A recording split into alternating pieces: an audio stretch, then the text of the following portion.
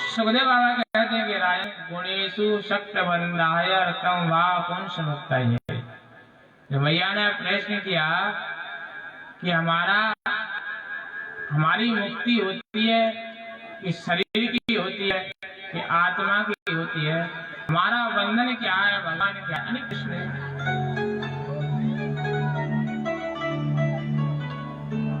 भगवान कबीर कहते हैं भैया पहली बात, हमारा जो शरीर है ना 5 तत्वों से मिलकर के बना है। क्षिति जल पावक गगन समीर, इन 5 तत्वों से मिलकर के हमारे शरीर का निर्माण हुआ है। तो हमारा शरीर जो होता है ना वो प्रकृति के वश में होता है। ये 5 तत्व ही प्रकृति का रूप है, क्योंकि निर्माण भी वहीं से हुआ है। तो भगवान कहते हैं कि हमारा जो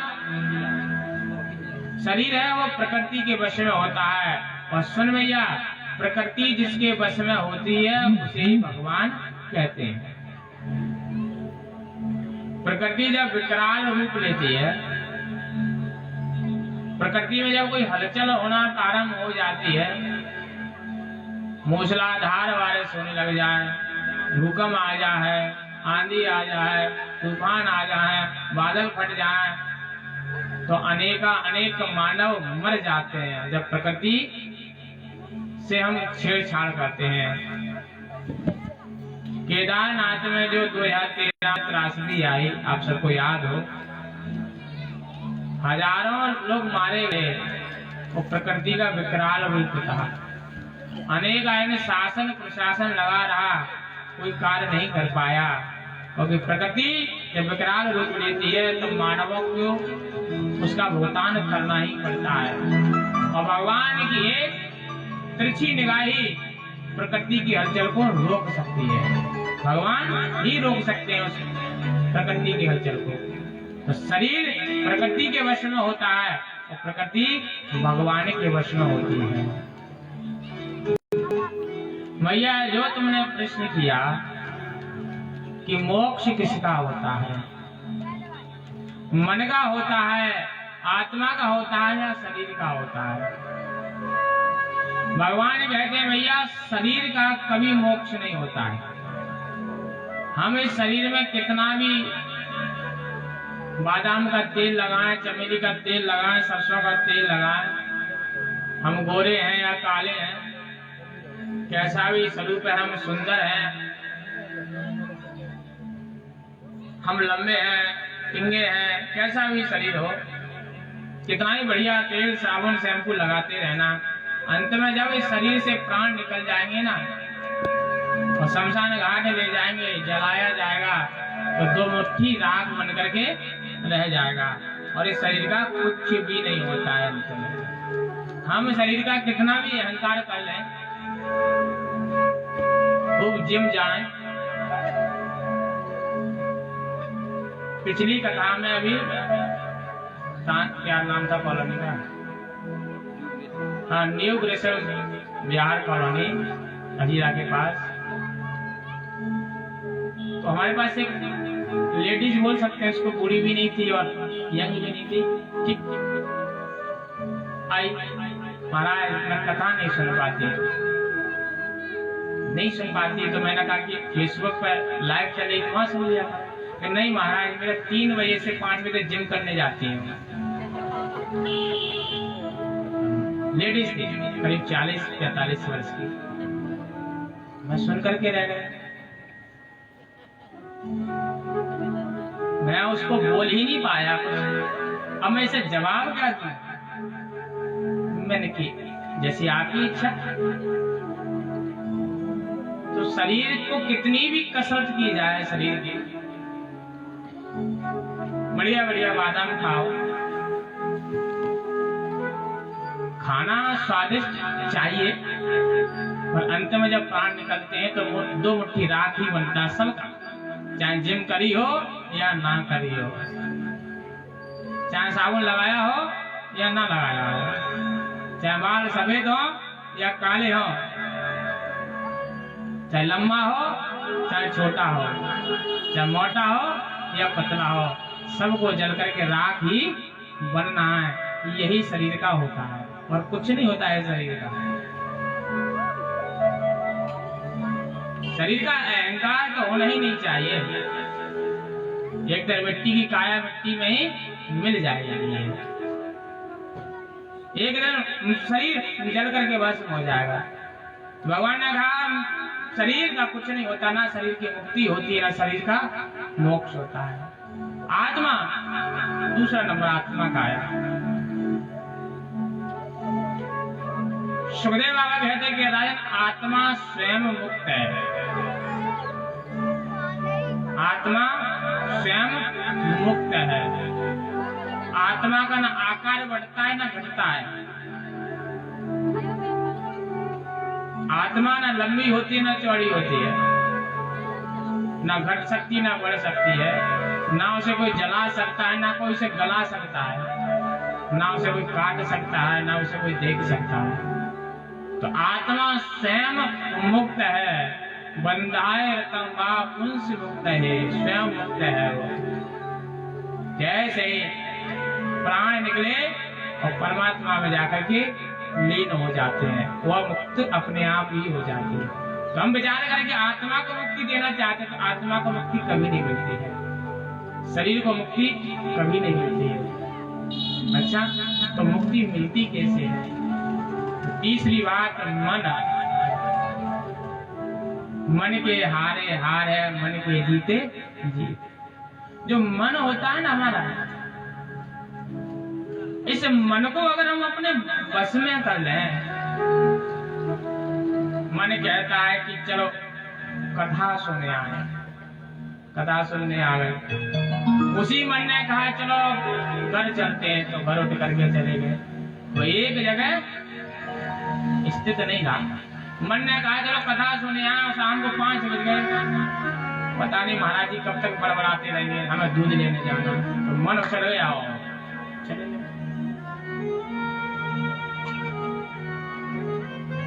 कई लोगों की सोच ही ये होती, पता नहीं कब तक चलेगा ये, कहाँ तक बैठे रहेंगे।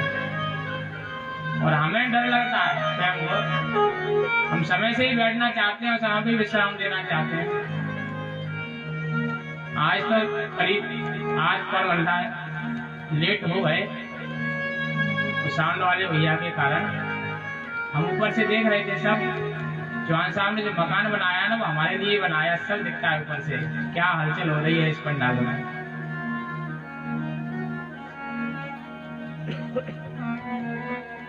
गृह प्रवेश करा दिए कि नहीं कराया अभी?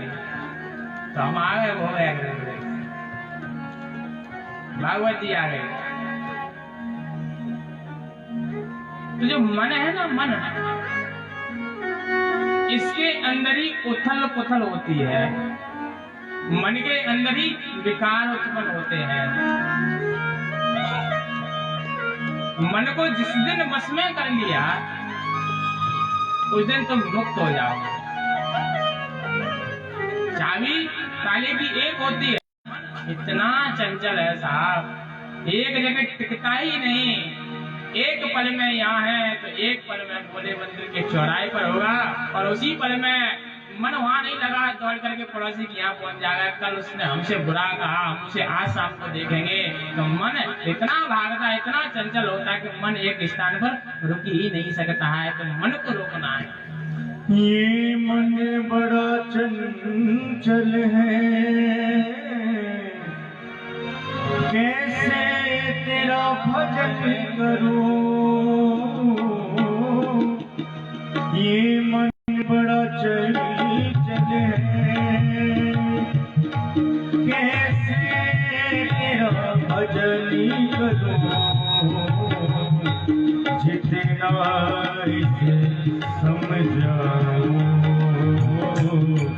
जितना इसे समझाऊं,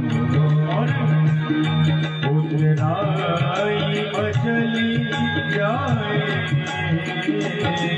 जितना इसे समझाऊं,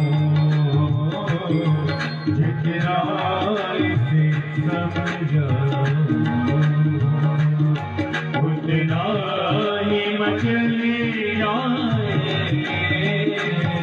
राधे तेरे चरणों की श्यामा तेरे चरणों की। आइए बड़े भाव से कर धूल जो मिल जाए राधे तेरे चरणों की। कर धूल जो मिल जाए सच कहता हूँ मेरी सच कहता हूँ मेरी तकदीर बदल जाए राधे ऐसे नहीं जरा पीछे वाले भी दोनों हाथों से ताली सेवा करते जय हो श्री राधे।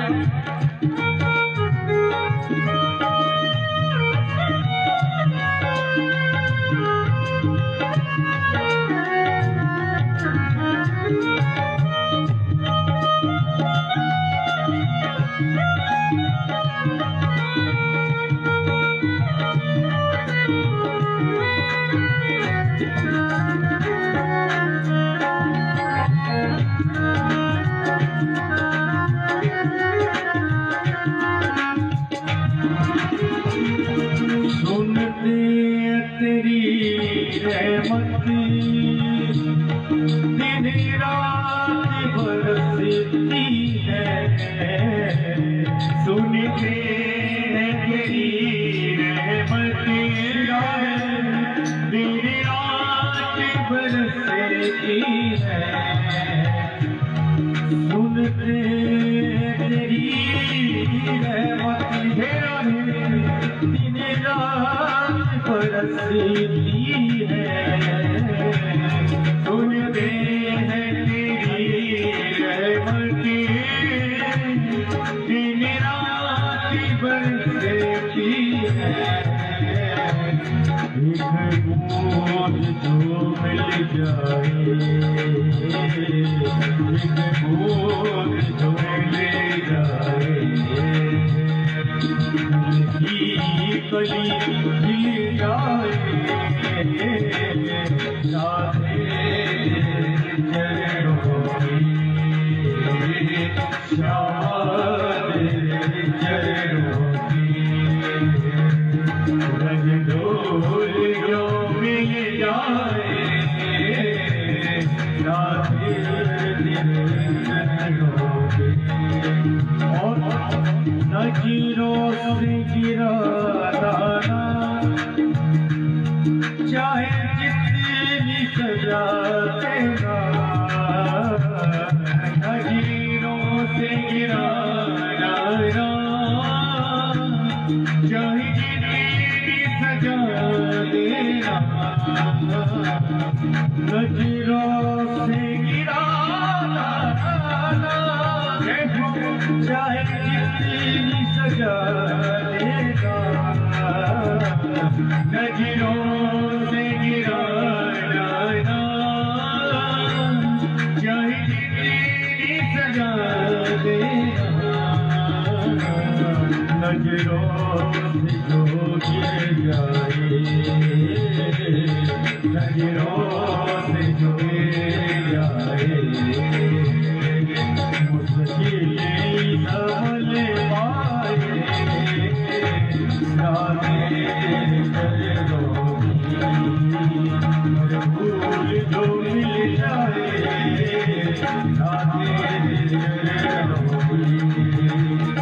फूल जो मिल जाए सच कहता हूँ मेरी सच कहता हूँ मेरी तकदीर बदल आए राधे चरणों की फूल जो मिल जाए राधे चरणों की फूल जो मिल जाए राधे चरणों की फूल जो मिल जाए राधे चरणों की फूल जो मिल जाए फूल जो मिल जाए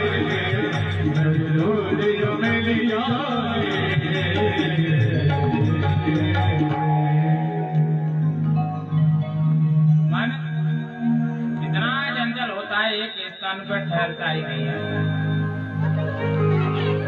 मन को संसार की तरफ मोड़ दोगे तो बंधन से बंध जाएगा, उसी मन को गोविंद के चरणों में मोड़ दोगे तो बंधन से मुक्त हो जाएगा।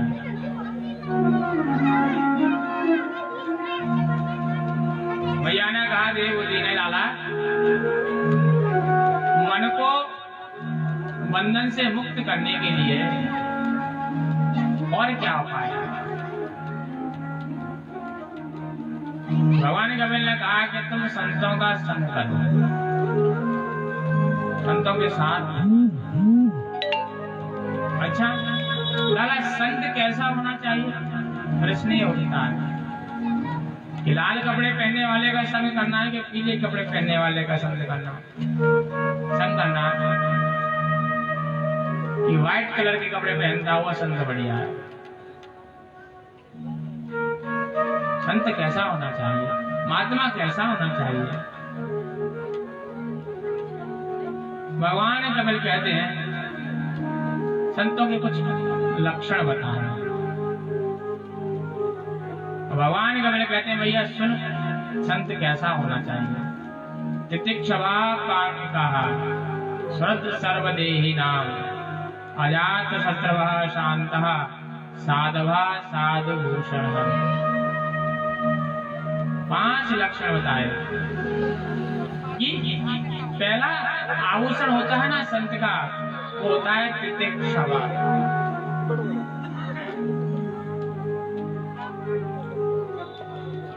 साधु बड़े ही सहनशील होते हैं। माला पहना दो तो ज्यादा गदगद प्रसन्न नहीं होते हैं, माला नहीं पहना तो मुंह फुला करके बैठते नहीं हैं। उनके अंदर सहनशीलता बड़ी होती है। तो तितिक्षवा पहला लक्षण। दूसरा बताया कारुणिका, उनके अंदर करुणा होनी चाहिए। अपने दुख को देख करके दुखी ना हो, अपने भक्तों के दुख को देख करके दुखी होकर के उसकी करुणा को, उसके शोक को दूर करने का उसे प्रयास करना चाहिए। तो पहला लक्षण तितिक्षवा यानी सहनशीलता। एक साधु था, महात्मा जी थे, तो महात्मा जी गंगा स्नान करने के लिए गए, और गंगा स्नान करने के लिए महात्मा जी गए तो किसी ने, दुष्ट लोग भी होते हैं, ऐसा नहीं कि दुष्ट संसार में ना हो, दुष्ट ना होते तो संजोगता को कौन पूछता। तो कुछ दुष्ट लोग भी थे उस समय। तो महात्मा जी जब स्नान करने के लिए गए तो किसी ने कहा महात्मा जी बड़े ही सहनशील हैं, इनके अंदर सहनशीलता अधिक है। दुष्ट ने कहा ऐसा हो ही नहीं सकता संसार में कोई सहनशील हो। महात्मा जी स्नान करने के लिए गंगा में उतरे, और स्नान करने के बाद जब बाहर आए, उस दुष्ट आदमी ने थूक दिया महात्मा की पर। महात्मा जी फिर गए, फिर हरिद्वार में गंगा में स्नान किया, और फिर निकल कर गया है, उस दुष्ट आदमी ने फिर थूक दिया कि कितने सहनशील हम भी तो देखें, हमसे कहेंगे कुछ ना कुछ। तो फिर दूसरी बार थूका तो महात्मा जी पुनः फिर गंगा में स्नान करने लौट गए।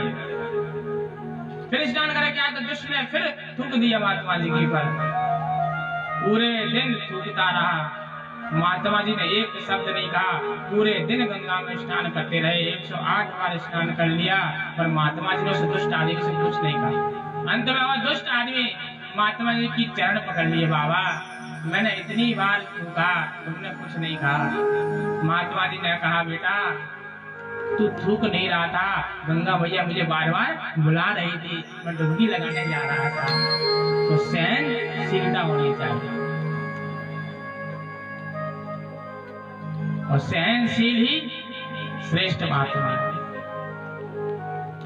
करुणा अधिक होनी चाहिए, करुणावान होना चाहिए, दूसरे के विपत्ति को, दुख को समझ सके। अगर प्रयास करे तो दूर कर सकता है तो दूर करे, बट अभी कुछ मत करो। दूर करे तो दूर करने का प्रयास करे। तीसरा स्वर्ग सर्वदेही नाम, वह प्रत्येक देहधारी में परमात्मा के दर्शन करे। तुझ में रव बसता है, मुझ में रव बसता है, सारे जहां में रव बसता है, सब में ही भगवान को देखे। महाराष्ट्र में एक संत हुए, संत एकनाथ। और संत एकनाथ ने विचार किया कि मैं पैदल चल करके गंगोत्री जाऊंगा और वहां से लौट करके जब आऊंगा तो पैदल ही जाऊंगा, गंगोत्री से जल भर करके लाऊंगा, पैदल रामेश्वर पर जाकर के चढ़ाऊंगा जल। मन में संकल्प ले लिया। पैरों में पादुका भी नहीं पहननी है, पैरों में जूते चप्पल नहीं पहनने। महाराष्ट्र से पैदल चलते चलते संत एकनाथ गंगोत्री के लिए चले गए। रक्त बहने लगा पैरों से, कांटे लगने लगे, कंकड़ चुभने लगे, पर संकल्प को छोड़ा नहीं। गंगोत्री से जल भी भर लिया, वहां से पैदल चले आए रामेश्वर की तरफ। रामेश्वर करीब 1 किलोमीटर दूर रह गए। विचार आया चलो थोड़ा सा विश्राम कर लूं, अब तो आ ही गया मैं रामेश्वर। गंगा जल पास में रख करके किसी पेड़ के नीचे लेट गए, नींद आ गई, सो गए। कुछ घंटों के बाद जैसे ही नेत्र खुले, सामने क्या देखा, एक गधा प्यास से तड़प रहा है, अगर उसे पानी नहीं मिला तो मर जाएगा। और संत एकनाथ ने एक पल भी नहीं सोचा, गंगोत्री से जो जल भर करके लाए थे वही गंगा जल गधे को पिला दिया। उस गधे में से शंकर जी प्रकट हो गए। शंकर जी ने कहा, अरे संत एकनाथ, तुमने मुझे इस रूप में ही पहचान लिया। संत एकनाथ ने कहा, प्रभु तुम कहाँ नहीं हो, अत्र तत्र पुत्र सर्वत्र, सब जगह तुम्हारा वास है, बस हृदय में प्रेम होना चाहिए। हरे व्यापक सर्वत्र समाना, प्रेम से प्रकट हुए मैं जाना। जब तक प्रेम नहीं होगा परमात्मा के प्रति, तब तक हम उसे मंदिर में भी नहीं देख सकते हैं, और जहाँ प्रेम होगा तो गधे में से भी हम प्रकट कर सकते हैं भगवान। हरि व्यापक हरि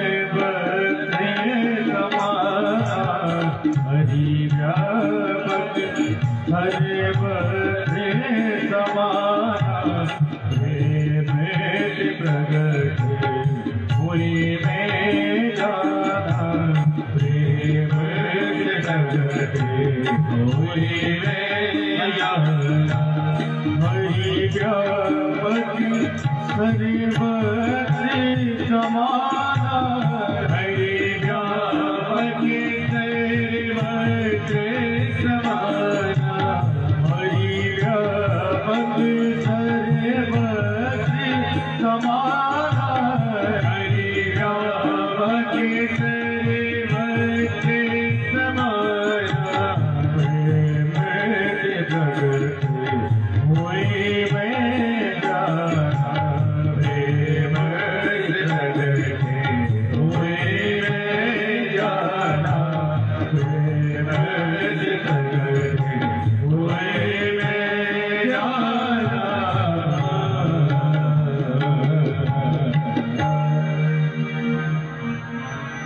निज प्रभु देखे जगत कहीं सन कराए। परमात्मा सब जगह है, किसी का विरोध ना करे। तो उस गधे से ही शंकर जी प्रकट हो गए। तो स्वर्ग सर्वदेही नाम, प्रत्येक जीव के अंदर हमें भगवान के दर्शन करना चाहिए। ये तीसरा लक्षण है। पहला तितिक्षवा कर्ण का और सर्वदेही नाम। चौथा बताया अजात शस्त्रवः, उसका कोई शत्रु नहीं होना चाहिए। अगर बाबा बन गया है तो चाहे उसका बेटा ही क्यों ना हो, बेटा में और शिष्य में कोई फर्क ना करे, सबको समान ही देखे। शांतः साधु भूषणः, शांतः साधवः साधु भूषणः, वह शांत होना चाहिए, विनम्र शांति होनी चाहिए। जो शांत रहता है वही शांति दे सकता है। और हम बड़बड़ाते रहे, मन विचलित हो, मन के अंदर अशांति हो, तो वो शांति कहाँ से देगा। और महात्माओं की शरण में भक्त केवल शांति की खोज के लिए ही जाते हैं। इसलिए जो शांत स्वरूप है महात्मा, वही तुम्हें शांति दे सकता है। ऐसे 5 लक्षण देवहूति को भगवान कपिल ने बताए। ऐसे 5 लक्षण वाला कोई संत मिल जाए ना, उसकी शरण ग्रहण कर लेना। भैया ने कहा लाला जब 5 ऐसे लक्षण वाला साधु मिल जाएगा, फिर उनकी सानिध्य पकड़ोगे तो जब मेरे बारे में गुणगान गाएंगे तो मेरे प्रति श्रद्धा जागृत होगी। तो भगवान की प्राप्ति की पहली सीढ़ी श्रद्धा। और जब श्रद्धा जागृत हो जाएगी ना, तो धीरे धीरे मुझसे प्रेम होने लगेगा। तो दूसरी सीढ़ी है रति, प्रेम। और तीसरी सीढ़ी पर तुम मेरी भक्ति करने लग जाओगे। तो श्रद्धा, रति और भक्ति। भैया ने कहा लाला एक बात बता कि भक्त कितने प्रकार के होते हैं।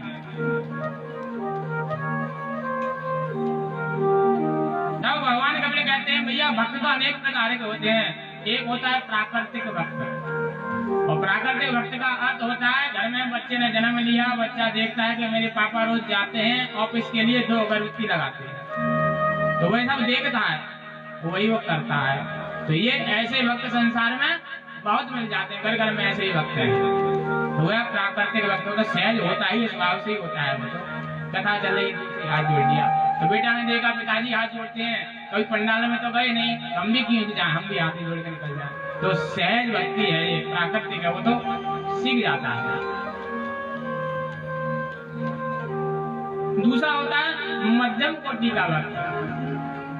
मध्यम कोटि के भक्त से अर्थ बताया साधु ने, जो प्रत्येक महात्मा के अंदर परमात्मा का दर्शन करता है, वह मध्यम कोटि का भक्त होता है। ये संसार में होते हैं पर सीमित संख्या में होते हैं। महात्मा में अगर परमात्मा के दर्शन होने लगे तो हम मध्यम कोटि के भक्त बन जाते हैं। भगवान कपिल कहते हैं भैया तीसरा भक्त होता है उत्तम कोटि का भक्त, जो सब में ही भगवान के दर्शन करता है, जैसे संत एकनाथ है। भगवान कपिल कहते हैं एक और भक्त होता है, उसे कहते हैं निष्काम भक्त, जो कुछ मांगता नहीं है भगवान से। हम 2 अगरबत्ती भी लगाते हैं ना, तो पूरे महीने का बजट बनाने का प्रयास करते हैं कि भगवान हमारा बजट बनाए 2 अगरबत्ती को, बच्चे की फीस भी भर जाए, किराया भी चला जाए, बिजली का बिल भी चला जाए। 2 अगरबत्ती में इतना मांग लेते हैं, भगवान कहते हैं बेटा तू 2 अगरबत्ती भी क्यों खर्च कर रहा है।